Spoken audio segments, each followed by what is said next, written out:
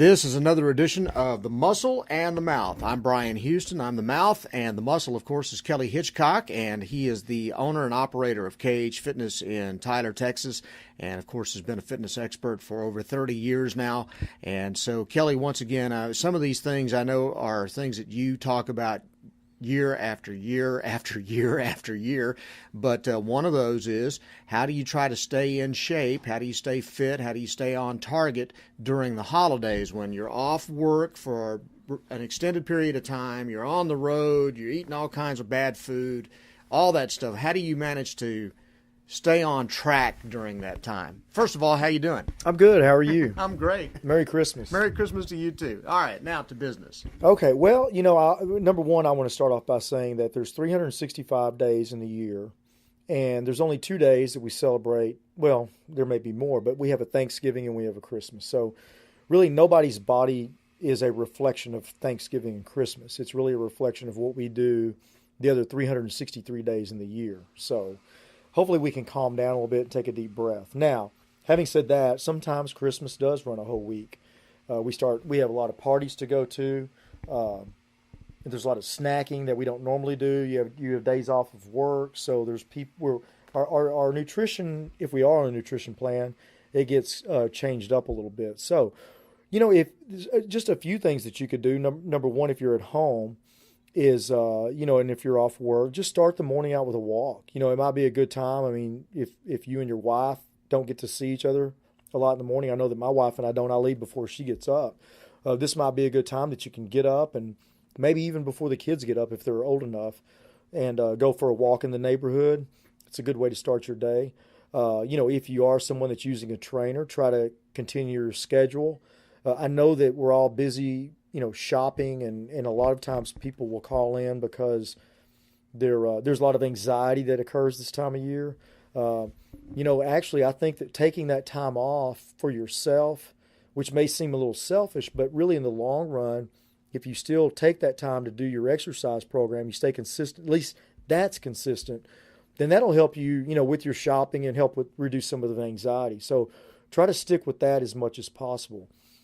Also you can, there's so many things you can do on tape now. I mean, you could get some exercise programs on tape. You could do that.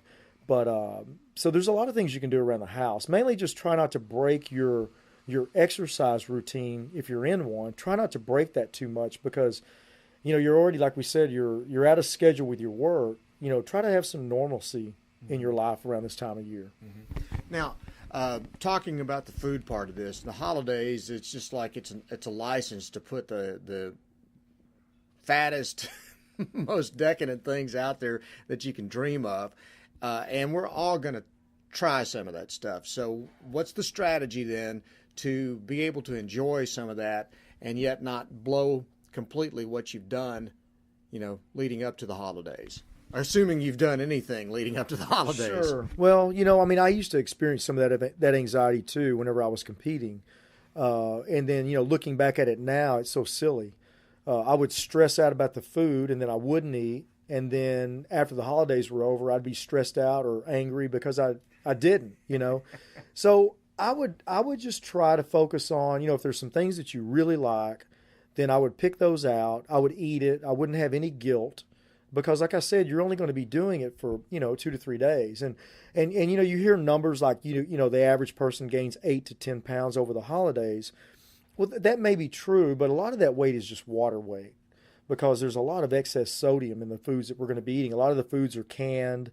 You look at a lot of the turkey, that's really, really high in sodium. So, there's going to be at least a 5-pound water gain, which will come off right after the holidays are over with. So I really wouldn't avoid anything. I would go ahead and have whatever you want to have. Maybe just do it in moderation. Maybe pick a little bit more variety. Like if you see the pecan pie and you want that, have a little bit of that. If you want a little bit of cake, have a little bit of that. And don't really deprive yourself. And then I guarantee you'll be more motivated after it's over with to do something about it. Whereas if you didn't eat that much, then you'll kind of regret it afterward, which a lot of times we go binge afterwards, and we miss the the holiday food, and we run straight to the restaurant and have Mexican food. So we did just as much damage. So I would not stress out about it too much, and just, like I said, pick out some of the favorite things that you like and do a little bit more of a variety. And then just, get right back on your exercise program and get right back on your nutritional plan afterward. Another area where people really seem to be willing to indulge in the holidays more so than other times of the year is with alcohol. And we've not talked much about the effects of alcohol on your body all the way around, fitness, weight, all of that. Right. Talk a little bit about what is the right thing to do there, what kind of damage can you do, those kinds of things. Well, first off, if you're going to drink, don't drive. So make sure you're at a place where, you can either spend the night or make sure you have someone with you that's not drinking. As far as nutritionally, the thing with alcohol is alcohol sees the body or the body treats alcohol as a sugar. So it's just like eating, say, a baked potato or rice without the nutritional value. And also, alcohol is very calorically dense. Let's say 1 gram of carbohydrate from a baked potato will have 4 calories versus 1 gram of alcohol will have 7 calories. Mm-hmm. So it's kind of double the calorie. So it's really, really easy to go over your food quota, your caloric quota for the day if you consume a lot of alcohol. If you are going to drink, of course, we're trying to do it responsibly. It's kind of a oxymoron there, but you want to make sure that you've eaten something. That way it won't have as big of an effect on you. And, just try to do it in moderation. I mean, I think that's the key. I mean, it's okay to have an occasional drink here and there. Just, don't try not to overdo it. And just keep in mind that, when you have your holiday meals, you're going to be adding a lot of extra calories if you drink a lot afterward. So, but see, I think a lot of people fail to recognize the impact that alcohol can have from a caloric standpoint, because it is empty calories, and just like you said, it's sugar. It's just like eating a candy bar. I guess it has the same kind of impact on your weight that eating a candy bar would. Except probably a candy bar has more nutrition in it. Nope. Not that I'm advocating a candy bar, but yeah, I mean, we have a lot of people that they say they don't eat much, but they have a few drinks at night, or cocktails is what they like to say, and there's a lot of calories. If you drink a bottle of wine, sometimes people say they have a glass, but that turns into a bottle. I mean, that's a lot of extra calories. I mean, that's, it could be excess somewhere of 1,000 to 1,500 calories. And, that for most people is 2 to 3 meals. Mm-hmm. And so, coming in a liquid form, I think we don't perceive it as being that calorically dense, when in fact it is that calorically dense. And the problem with sugar,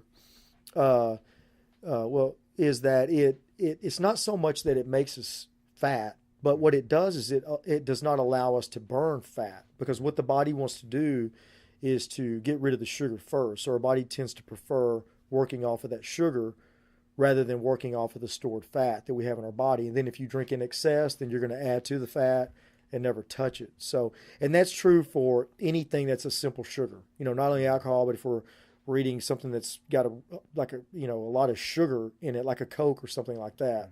Mm-hmm. Not so much that it's making us fat, but it's going to prevent fat from being used as a fuel source, which is, we always want to use our fat if we can, but sugar inhibits the utilization of fat. One other thing too, alcohol being a depressant, what does that do to your metabolism when you drink alcohol? Well, usually when you drink alcohol, you're going to slow down. You're going to sit down, and even standing up, you burn calories. Mm-hmm. So does that slow down your body though from burning calories like it would normally do, because it is a depressant, so to speak? It will slow it down a little bit. It depends upon, a lot of that is the activity level. Mm-hmm. Another thing that matters how much calories you're burning is how much lean body mass, how much muscle mass you have. If you have a little bit more muscle mass, you're going to burn it a little bit quicker. That's why if you're thin, it doesn't take as much drinks to have an impact on your body. I mean, women probably it affects women a little bit more than men because, like I said, the metabolism's a little bit higher, so you're processing at a greater rate.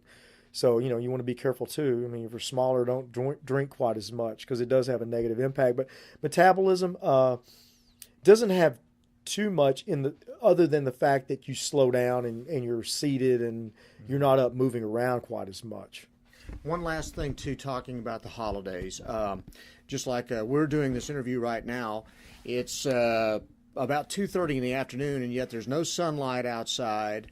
There's so there's the lack of light out there. That just seems to kind of come with this time of the year anyway. So you're also dealing with trying to make sure that you stay in an emotional state that remains positive, and that's hard to do when you get into this kind of weather where you seem like you want to sleep more.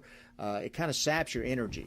Oh, it's kind of the perfect storm for overeating because you're right. I mean, the daylight's it's not lasting as long. Again, emotions from having to go to relatives' houses, crazy aunt's house, yeah. Or in-laws. Fortunately, that's not us. No, yeah, I would never say that Right. about my in-laws. But so yeah, and so what it does, it kind of for a stress eater, which most of us are, we're not aware of it, but stress does tend to drive us toward either eating or drinking. Mm-hmm. So that is something that we need to be aware of. I always, one of the things that I always talk about is that you have to be aware of the triggers that you have and be aware of the movement that follows. And so if you are feeling depressed and you do tend to eat or drink a lot, it might be a good time to go out for a walk. It might be a good time to get out and get active. Another thing that when you're in the malls, if you're feeling all this stress and anxiety, there's plenty of those pretzel places, and you kind of do the tour of the little food alley there. Yeah. So you've got to be careful with that. So, another thing is preparing, and we don't talk about this much, but eating before you go shopping helps keep your blood sugar up, give you more energy. You're not going to be as prone to get a whiff of that warm pretzel or those warm donuts, and feeling it pulling you toward it. If you're fueled properly. So that's something else I would recommend. Even when you are shopping, I would also, women, if you're carrying a purse, put a bar, one of the sports bars, like a Cliff Bar type product, in your purse. That way you've always got a better alternative there rather than being tempted by those food courts. So yeah, those are those, but stress and anxiety, that plays a big role in our eating. And I would definitely say that this time of the year is definitely probably the most stressful time of the year for a lot of people. Yeah, which is sad to say when it's supposed to be a joyful time of the year, but Right. Facts are facts. Yeah, well, the materialism of Christmas. Yeah. All right. We mentioned early in this thing, because we're talking about trying to stay fit during the holidays, and part of that that can wreck the system and wreck your routine is travel. Either hours and hours and hours in the car or flights and things like this. So let's talk a little bit about the impact of that and what you can do to kind of counterbalance those things. Well, for me, I always like to make I have an appointment book, and I log myself in there. I mean, I have other people's names, but I also have my name in there, and I found that if I write myself in, I'm more apt to do it. You can ask my wife. I always tell her, make me a list, and if she's got it down on a piece of paper, then I'll do it. If it's not there, then I maybe conveniently forget it, maybe because I don't feel like doing it. But so anyway, make a plan. If you see that you're going to stay at a hotel, fortunately, the hotels nowadays are so nice. I mean, they've got, not only do they have places that you can take your laptop down, and they've got Wi-Fi, but most of them have pretty good gyms. And even if it's a treadmill, just get in there and plan on doing a 30-minute walk. Even if you don't have a treadmill, I went to a hotel. God, this has probably been about 10 or 15 years ago, before they really had the nicer weight rooms. I walked up and down the stairwell, and it was an excellent workout. And my legs, I was so sore I could barely walk the next day. So that's something you can do too. So yeah, check ahead with the hotels. A lot of times the hotels will have a nice walking track outside, so you can do that. If you're staying with if you're staying with a family member. And they have a nice neighborhood, it might be kind of nice to get out and see new scenes and go for a walk in the neighborhood. You can also, with if you have an iPhone or one of the other various phones, there's all these exercise apps that you can do, and the really, really good workouts. It's going to be a little bit different probably than what your routine is in the gym. Like a lot of body weight type exercises, but any exercise is better than not doing anything at all. If you're using a trainer, you make sure that you make all of your appointments right before you leave to go out of town, and then right when you get back in, you just pick it back up. You can also have your trainer write you up a schedule. Y'all can sit down and talk about it and come up with some creative things that you can do in the house. I mean, you can do a lot of things with a chair, push-ups, crunches. And sounds like Jack LaLanne. Yeah, oh yeah, we can go back even to the old school type stuff. And again, anything's better than doing nothing. And then also, you got to think, just because you're not exercising, if you're out shopping in the mall, that's exercise. You're out walking, and it's not sedentary at all. I mean, you're not only walking from store to store, but when you get in the stores, you're bending over, picking stuff up. So there's a lot of body movement. And just think about this. Just standing still for 1 hour, if you don't move, you'll burn 80 extra calories. So just standing upright, you're burning a lot of calories. So even though it may seem like we're more sedentary around the holidays, the things leading up, really you're probably a little bit more active than what you are normally throughout the year, just due to the getting out and trying to find stuff to buy. The hectic part of it. Yeah. So anything I've left out that you want to cover before we wrap it up? No, I think the main thing is let's just put this in perspective. Like I said, there's 365 days in a year. I would hate for 2 days out of the year to create a lot of anxiety about your weight and about your shape, because it's no big deal. I mean, I'll tell you right now, on Thanksgiving and Christmas, I have whatever I want to have. I don't hold back, and it's not the end of the world. You're not doing irreparable damage. Mm-hmm. I mean, I'm having this today, and within 3 days, I'm right back down to the weight I was prior to going in. So just make sure you stay active, have what you want to have, and just get right back on schedule.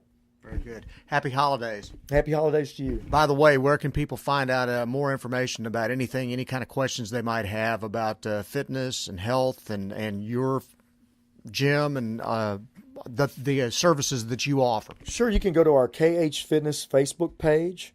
You can also, I love doing these podcasts on my personal page. It's Kelly Hitchcock.